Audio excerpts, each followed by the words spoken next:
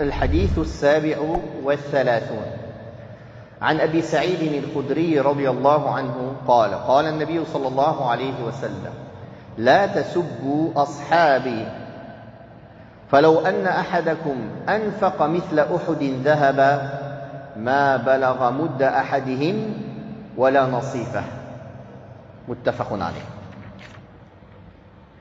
Abu Sa'id al-Khudri radiyallahu anhu relate que le messager d'Allah sallallahu alayhi wa sallam a dit: n'insultez pas mes compagnons.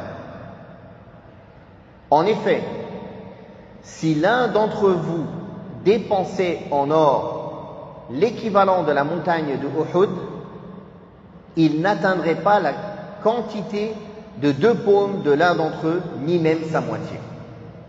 Rapporté par Al-Bukhari et Muslim. Les compagnons du prophète sallallahu alayhi wa sallam sont ceux qui ont rencontré le prophète sallallahu alayhi wa sallam, croyant en lui et qui sont morts sur la foi. Toute personne qui a rencontré le prophète sallallahu alayhi wa sallam de son vivant, réellement, pas en rêve. C'est pas quelqu'un, il a vu le prophète sallallahu alayhi wa sallam en rêve, il dit je suis un compagnon. Non. Yaqabatan. Éveillé. En réalité. Toute personne qui a rencontré le prophète sallallahu alayhi wa sallam réellement, croyant en lui et qui est mort sur la foi, est un compagnon du prophète sallallahu alayhi wa sallam. Homme ou femme. Homme ou femme. Et les compagnons du prophète sallallahu alayhi wa sallam ont un mérite spécifique dans cette communauté. Allah tabaraka wa ta'ala a fait leurs éloges dans le Coran. En disant, en parlant d'eux dans plusieurs versets du Coran. En ordonnant aux gens de croire comme eux ils ont cru, de les prendre comme exemple dans la foi. Dans Surat Al-Baqarah, Allah Ta'ala nous ordonne d'avoir la foi comme ont cru les compagnons. Allah Subhanahu wa Ta'ala a mis en garde ceux qui s'écartent du chemin des croyants, qui s'écartent de la voie du prophète sallallahu alayhi wa sallam et du chemin des croyants. Les croyants cités dans le verset sont les compagnons du prophète sallallahu alayhi wa sallam. Et plusieurs autres versets où Allah Ta'ala dit qu'il est satisfait d'eux. Il est satisfait des croyants qui ont fait l'allégeance au prophète sallallahu alayhi wa sallam sous l'arbre. Il est satisfait des muhajirin et des ansar, etc. Donc, nombreux versets sont venus parler de la vertu et de la valeur des compagnons du prophète sallallahu alayhi wa sallam dans le Coran. Puis, des hadiths, nombreux hadiths, dont celui-ci, où le prophète sallallahu alayhi wa sallam dit: n'insultez pas mes compagnons. N'insultez pas mes compagnons. Même si l'un d'entre vous dépensait le poids de la montagne de Uhud en or, il n'arriverait pas à la même valeur que ceux qu'un compagnon a dépensé de la taille des 2 mains, ou même la moitié d'une main, d'une paume. 2 paumes ou une paume. Pourquoi cela? Car les compagnons du prophète sallallahu alayhi wa sallam ont dépensé pour secourir le prophète sallallahu alayhi wa sallam de son vivant. Ceci n'est plus possible maintenant. Plus personne ne peut secourir le prophète sallallahu alayhi wa sallam de son vivant. Donc ça, c'est une vertu qu'on ne peut pas atteindre. Quoi qu'on dépense, quoi que l'on fasse, on ne pourra pas atteindre cette vertu. Dépenser et secourir et soutenir le prophète sallallahu alayhi wa sallam de son vivant, au moment de la difficulté, au moment de la nécessité, au moment où les gens le traitaient de menteur, au moment où les gens le combattaient. Donc Allah les a choisis pour la compagnie du meilleur des hommes. Et Allah subhanahu wa ta'ala ne choisit pas des êtres mauvais pour être en compagnie du meilleur des hommes. Allah subhanahu wa ta'ala les a choisis pour être ceux qui transmettent le Coran, la parole d'Allah, ceux qui transmettent la tradition du prophète sallallahu alayhi wa sallam.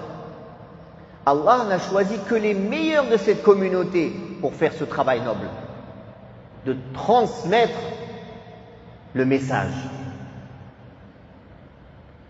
Et c'est pour cela que ceux qui insultent, qui déprécient les compagnons, en réalité, c'est une manière d'attaquer l'islam, de détruire l'islam à sa base. Car si tu mets en doute les compagnons, tu les insultes, tu les déprécies, tu mets en doute toute la religion, parce que c'est eux qui ont transmis le Coran, c'est eux qui ont transmis la Sunna. Donc à partir de là, toute la religion peut être mise en doute. Et Allah subhanahu wa ta'ala s'est chargé de préserver cette religion. Et c'est pour cela qu'il a choisi les plus nobles des gens pour être en compagnie du prophète sallallahu alayhi wa sallam. Les plus nobles, ceux qui avaient les cœurs les plus pieux, ceux qui aimaient le plus l'au-delà, qui étaient attachés à l'au-delà, qui aimaient Allah subhanahu wa ta'ala et son prophète sallallahu alayhi wa sallam plus que leur propre personne. D'ailleurs, ils ont été prêts à sacrifier, ils ont sacrifié leur personne, leur famille, leurs enfants pour le prophète sallallahu alayhi wa sallam, pour la religion de l'islam.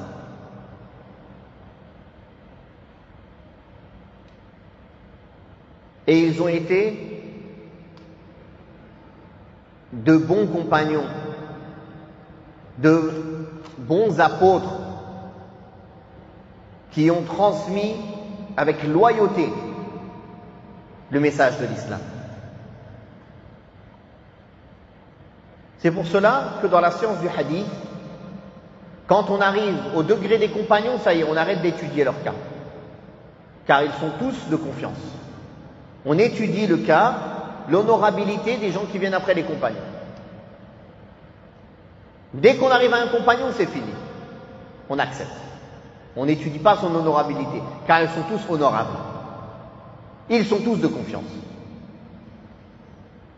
La seule chose qu'on peut mettre en doute, c'est des choses humaines. Un oubli, c'est possible. Un compagnon peut oublier. Une erreur d'interprétation, ça c'est possible. Mais un mensonge, c'est pas possible. Surtout sur le prophète sallallahu alayhi wa sallam. Et c'est pour cela que dans la science du hadith, vous allez voir que tous les rapporteurs qui sont cités sont à partir d'après les compagnons. Tel a rapporté de tel était connu pour sa mémoire, tel était connu pour avoir une mauvaise mémoire, tel était connu pour être un menteur, tel... Mais les compagnons non. On arrive aux compagnons, c'est fini. On accepte.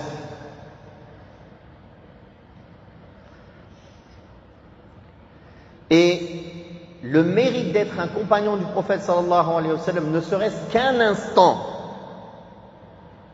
n'est équivalent à aucune œuvre de l'islam. Car Allah les a choisis pour être en compagnie de son élu et bien-aimé, le meilleur des hommes, le sceau des prophètes, l'imam des prophètes, Muhammad sallallahu alayhi wa sallam. Voilà pourquoi il est nécessaire pour chaque musulman de respecter les compagnons du prophète sallallahu alayhi wa sallam, de les aimer, de les respecter, de les prendre en exemple, car ils sont ceux qui ont le mieux mis en pratique la sunna du prophète sallallahu alayhi wa sallam, ceux qui l'ont mieux comprise, mieux assimilée, mieux aimée, mieux pratiquée, mieux transmise. Et les mérites auprès d'Allah subhanahu wa ta'ala ne peuvent pas être compris par des mesures analogiques ou mathématiques.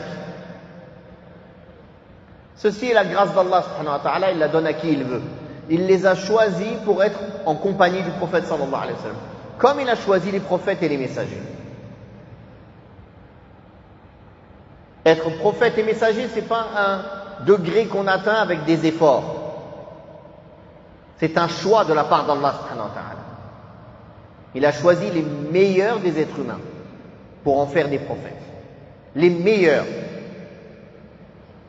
Et dans les prophètes, il a choisi les meilleurs. qui sont les 5 dotés de volonté. Et dans ces 5-là, il a choisi le meilleur, le plus aimé d'Allah subhanahu wa ta'ala, le prophète Muhammad sallallahu alayhi wa sallam, l'imam des prophètes et des messagers. C'est pour cela qu'il est très dangereux et contradictoire à la voix des gens du bien de dire du mal des compagnons du prophète sallallahu alayhi wa sallam. Même quand on énonce certaines erreurs qu'ils auraient pu faire, on le fait toujours avec une très grande politesse et une grande attention aux mots qu'on utilise. Et c'est pour cela que les savants ont interdit de parler des divergences et des fitna, dissensions, les dissensions qu'il y a eu entre les compagnons du prophète sallallahu alayhi wa sallam. Car chacun d'entre eux a essayé de chercher la vérité. Certains se sont trompés, certains ont eu juste, mais puisqu'ils étaient, incha'Allah, sincères dans leur démarche, ils ont tous au moins une récompense. Et ceux qui ont eu juste ont une double récompense. Et ils n'ont fait cela que pour secourir la religion d'Allah subhanahu wa ta'ala. Alors attention à toutes les personnes, surtout sur les réseaux sociaux, qui ouvrent ce type de dossier, qui parlent en mal des compagnons, qui déprécient certains compagnons du prophète sallallahu alayhi wa sallam, qui vont même jusqu'à les insulter. Et certaines sectes jusqu'à les rendre mécréants. Et ils font des interprétations lointaines du Coran. Tous les versets qui parlent des idoles, ils leur donnent des noms de compagnons. Les idoles leur donnent des noms de compagnons. Telle idole, c'est tel compagnon, telle idole, c'est tel compagnon. C'est-à-dire, ils expliquent le Coran selon leur passion. Tout ça pourquoi? Car ils ont dans leur cœur une haine envers les compagnons du prophète sallallahu alayhi wa sallam. Car ce sont les compagnons du prophète sallallahu alayhi wa sallam qui ont entré l'islam dans leur contrée. Dans des contrées où ils adoraient le feu, où ils étaient masdéens. Alors ils ont gardé cette haine envers eux. Une vengeance envers eux d'une manière cachée, sous le nom de l'islam. Qu'Allah nous en préserve. Donc, celui qui déprécie les compagnons, il a fait un péché. Et celui qui les rend mécréants, il a démenti le Coran. Le Coran, il dit radiyallahu anhum wa radu anhu. Et lui, il les rend mécréants. Donc il dit moi je dis vrai et le Coran il a dit faux. C'est comme s'il traitait Allah de menteur.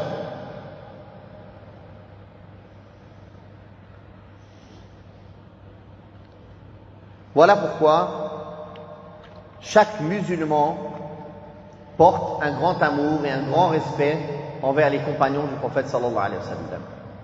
Et il y a des degrés entre eux. Entre les compagnons, il y a des degrés. Il y a les 4 califes qui sont les meilleurs parmi eux, dans l'ordre de leur califat. Abu Bakr, Omar, Othman et Ali.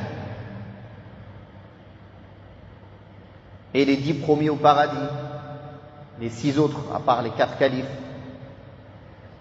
les gens de la bataille de Badr, les gens de Bay'at al-Ridwan, les Ansar, etc., etc.